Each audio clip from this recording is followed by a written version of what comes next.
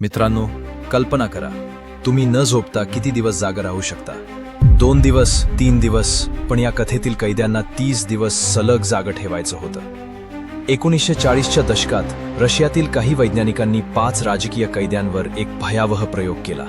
त्यांना एका बंद खोलीत एका विशिष्ट गॅसच्या मदतीने जागं ठेवलं. सुरुवातीला सर्व काही सामान्य होतं, पण जसजसे दिवस पुढे सरकू लागले तसतसे कैद्यांचे वर्तन विचित्र होऊ लागले. त्यांच्या चिडचिड आणि भांडणे सुरू झाली.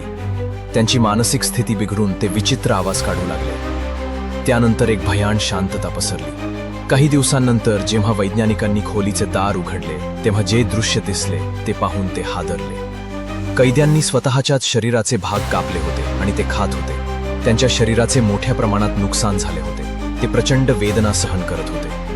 हा प्रयोग मानवी मनावर आणि शरीरावर झोप न मिळाल्यास काय परिणाम होऊ शकतो हे दर्शवतो.